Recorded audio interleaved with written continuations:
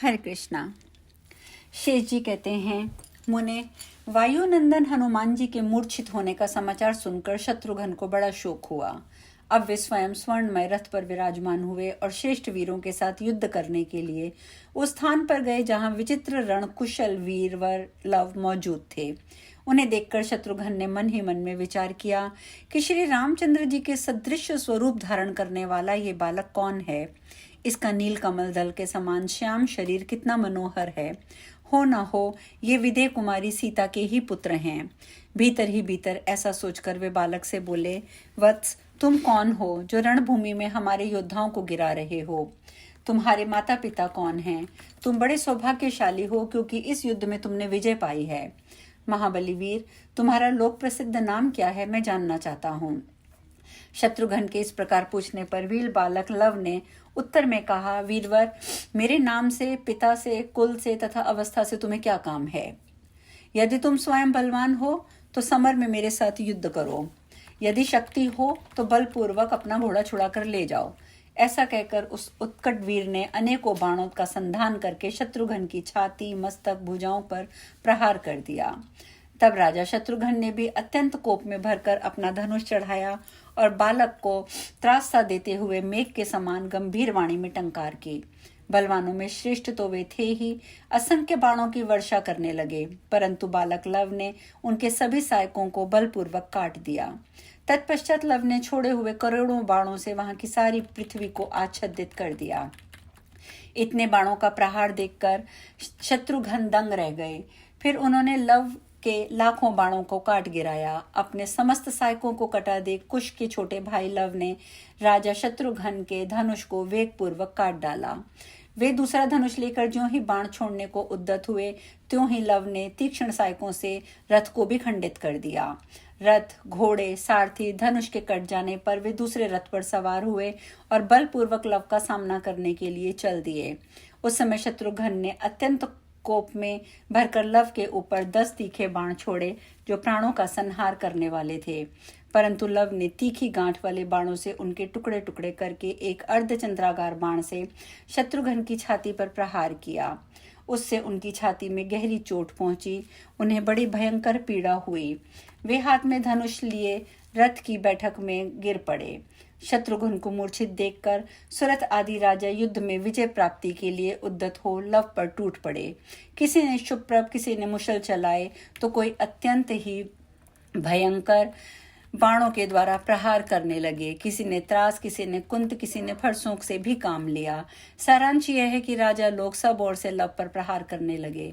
वीर शिरोमणि love ने देखा कि ये क्षत्रिय अधर्म पूर्वक युद्ध करने को तैयार हैं, तो उन्होंने 10-10 बाणों से सबको घायल कर दिया।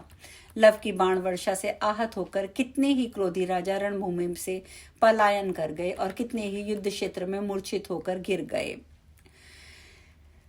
इतने में राजा शत्रुघ्न की मूर्छा दूर हुई और वे महावीर लव से बलपूर्वक युद्ध करने के लिए आगे बढ़े और सामने आकर बोले, वीर, तुम धन्य हो। देखने में बालक से जान पड़ते हो। वास्तव में तुम्हारी वीरता अद्भुत है। अब मेरा पराक्रम देखो, मैं अभी तुम्हें युद्ध में गिराता हूँ। और ऐसा कहकर शत्रुघ्न ने एक बाण हाथ में लिया जिसके द्वारा लवणासुर का वध हुआ था, जो यमराज के मुख की भांति भयंकर था। उस तीखे बाण को धनुष पर चढ़ाकर शत्रुघ्न ने लव की छाती को विदीर्ण करने का विचार किया। वह बाण धनुष से छूटते ही 10 दिशाओं को प्रकाशित करता हुआ प्रज्वलित हो उठा। उसे देखकर लव को अपनी बलिष्ठ भ्राता कुश की याद आई, जो वैरियों को मार गिराने वाले थे। वे सोचने लगे, यदि इस समय मेरे भाई वीरवर कुश यहाँ होते तो शत्रुघ्न के अधीन ना होना पड़ता और मुझ पर ये दारुण भय ना आता। इस प्रकार विचारते हुए महात्मा लव की छाती में उस महान बाण आ लगा, जो कालाग्नि के समान भयंकर था, और उसकी चोट खाकर लव मूर्छित हो गए। बलवान वैरियों को विदीर्ण करने वाले लव को मूर्छित देख महाबली शत्रुघ्न ने युद्ध में विजय प्राप्त की। वे शिरास्त्र आदि से अलंकृत बालक लव को, जो स्वरूप में श्री रामचंद्र जी के समानता करते थे, रथ पर बिठाकर वहां से जाने का विचार किया। अपने मित्र को शत्रु के चंगुल में फंसा देख आश्रमवासी बालकों को बड़ा दुख हुआ। उन्होंने तुरंत जाकर लव की माता सीता से सारा समाचार कह सुनाया। माँ जानकी, तुम्हारे पुत्र लव ने किसी राजा, बड़े राजा महाराजा से के घोड़े को जबरदस्ती पकड़ लिया है। राजा के पास सेना भी है और उनका मान सम्मान भी बहुत है। घोड़ा पकड़ने के बाद लव ने राजा की सेना के साथ युद्ध किया है, किंतु सीता मैया, तुम्हारे वीर पुत्र ने सब योद्धाओं को मार गिराया। इसके बाद वे लोग फिर लड़ने आए, परंतु उसमें भी तुम्हारे सुंदर पुत्र की जीत हुई। उसने राजा को बेहोश कर दिया और युद्ध में विजय प्राप्त की। तदंतर कुछ ही देर के बाद उस भयंकर राजा की मूर्छा दूर हो गई और उसने क्रोध में भरकर तुम्हारे पुत्र को रणभूमि में मूर्छित करके गिरा दिया है। सीता बोली, हाय, बड़ा निर्दयी राजा है जो बालक के साथ युद्ध करता है। अधर्म के कारण उसकी बुद्धि दूषित हो गई है। अभी उसने मेरे बच्चे को धराशायी किया है। बालकों, बताओ, उस राजा ने मेरे पुत्र को कैसे युद्ध में गिराया और अब वह कहाँ जाएगा? पतिव्रता जानकी बालकों से इस प्रकार की बातें कह रही थी। इतने में वीरवर कुश भी महर्षियों के साथ आश्रम पर आ पहुंचे। उन्होंने देखा कि माता जानकी अत्यंत व्याकुल हैं और उनके नेत्रों से आंसू बह रहे हैं। तब वे अपनी जननी से बोले, माँ, मुझ पुत्र के रहते तुम पर दुख कैसे आ सकता है? शत्रुओं का मर्दन करने वाला मेरा भाई लव कहाँ है? वह बलवान वीर दिखाई क्यों नहीं देता? कहाँ घूमने चला गया है? और मेरी माँ, तुम रोती क्यों हो? बताओ, लव कहाँ है? जानकी ने कहा, बेटा, किसी राजा ने लव को पकड़ लिया है। वह अपने घोड़े की रक्षा के लिए यहाँ आया था। सुना है मेरे बच्चे ने उसके साथ यज्ञ संबंधी अश्व को बांध कर रखा है। लव बलवान है, उसे अकेले ही अनेकों शत्रुओं से लड़ना पड़ा। फिर भी उसने बहुत से अश्वरक्षकों को परास्त कर दिया है, परंतु अंत में उस राजा ने लव को युद्ध में मूर्छित करके बांध लिया है। अब इन बातों को बालकों ने मुझे ये सब बातें बताई हैं जो उसके साथ गए थे। यही सुनकर मुझे दुख हुआ है। वत्स, तुम समय पर आ गए हो। जाओ और उस राजा से अपने भाई को छुड़ा कर लेके आओ।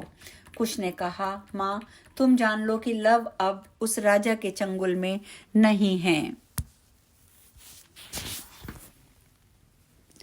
उस चंगुल से मुक्त हो चुके हैं। मैं अभी जाकर राजा को सेना और सवारियों सहित अपने बाणों का निशाना बनाता हूँ। युद्ध में भागना तो कलंक की बात होता है। तुम रो मत, मैं कभी भागूंगा नहीं। वीर पुरुषों का संग्राम में मूर्छित होना उनके यश का कारण होता है, इसीलिए तुम्हें अपने पुत्र पर गर्व करना चाहिए। माँ, शेष जी कहते हैं, मुने, कुश के इस वचन से शुभ लक्षणा सीता को बड़ी प्रसन्नता हुई। उन्होंने पुत्र को सब प्रकार के अस्त्र शस्त्र दिए और विजय के लिए आशीर्वाद देकर कहा, बेटा, युद्ध क्षेत्र में जाकर मूर्छित हुए लव को बंधन से छुड़ाओ। माता की आज्ञा पाकर कुश ने कवच कुंडल धारण किए तथा जननी के चरणों में प्रणाम करके वे वेग से रणभूमि की ओर प्रस्थान कर गए। विवेक पूर्वक युद्ध के लिए संग्राम भूमि में उपस्थित हुए। वहां पहुंचते ही उनकी दृष्टि लव के ऊपर पड़ी, जिन्हें शत्रुओं ने मूर्छित करके गिराया था। वे रथ पर बंधे पड़े थे और उनकी मूर्छा दूर हो चुकी थी। अपने महाबली भ्राता कुश को आया देखकर लव युद्ध भूमि में चमक उठे, मानो वायु का सहयोग पाकर अग्नि प्रज्वलित हो जाती है। वे रथ से अपने को छुड़ाकर युद्ध के लिए निकल पड़े। फिर तो कुश ने रणभूमि में खड़े हुए समस्त वीरों को पूर्व दिशा की ओर से मारना आरंभ कर दिया। एक और कुश के बाणों से व्यथित और दूसरी ओर लव के सैकों से पीड़ित हो सेना ने समस्त योद्धा उत्कल तरंगों से युक्त समुद्र में भैरव भंवर के समान शुद्ध होने लगे। सारी सेना इधर उधर भागने लगी।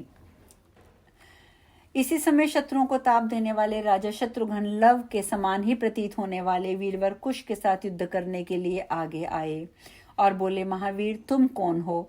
आकार प्रकार से तो तुम एक से जान पड़ते हो। तुम अपने भाई लव से ही के ही समान जान पड़ते हो। तुम्हारा बल भी महान है। बताओ, तुम्हारा नाम क्या है? कुश ने कहा, राजन, पतिव्रत धर्म का पालन करने वाली केवल माता सीता ने हमें जन्म दिया है। हम दोनों भाई महर्षि वाल्मीकि के चरणों का पूजन करते हुए इसी वन में रहते हैं और माता की सेवा किया करते हैं। हम दोनों ने सब प्रकार की विद्याओं में प्रवीणता प्राप्त की है। मेरा नाम कुश है, इसका नाम लव है। अब तुम अपना परिचय दो, कौन हो? युद्ध की सलाह रखने वाले वीर जान पड़ते हो।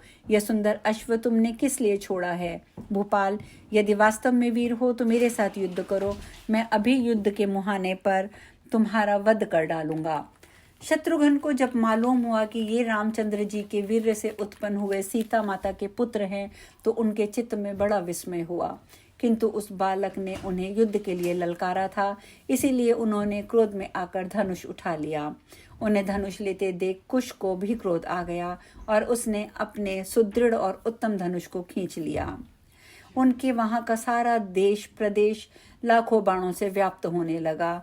ये बहुत एक अद्भुत बात थी। उस समय उत्कट वीर कुश ने शत्रुघ्न पर नारायणास्त्र का प्रयोग किया, किंतु वह अस्त्र उन्हें पीड़ा देने में समर्थ न हो सका। ये देखकर कुश के क्रोध की सीमा न रही। वे महान बल और पराक्रम से संपन्न राजा शत्रुघ्न से बोले, राजन, मैं जानता हूँ तुम संग्राम में जीतने वाले महान वीर हो, क्योंकि इस भयंकर अस्त्र नारायणास्त्र ने तुम्हारी तनिक बाधा नहीं पहुंचाई है। तथापि आज इसी समय मैं अपने 3 बाणों से तुम्हें गिरा दूंगा। यदि ऐसा न कर सकूं तो मेरी प्रतिज्ञा सुनो। जो करोड़ों पुण्यों से भी दुर्लभ मनुष्य शरीर को पाकर मोहवश उसका आदर नहीं करता, भगवत भजन आदि के द्वारा उसको सफल नहीं बनाता, उस पुरुष को लगने वाला पातक मुझे भी लगे। अच्छा, अब तुम सावधान हो जाओ, मैं तत्काल ही तुम्हें पृथ्वी पर गिराता हूँ। ऐसा कहकर कुश ने अपने धनुष पर बाण चढ़ाया और कालाग्नि के समान, जो भयंकर था, उन्होंने शत्रु के अत्यंत कठोर और विशाल वक्षस्थल को लक्ष्य करके उसे छोड़ दिया। अब हम कथा में आज यहीं विश्राम लेंगे। शेष कथा कल। हरे कृष्णा।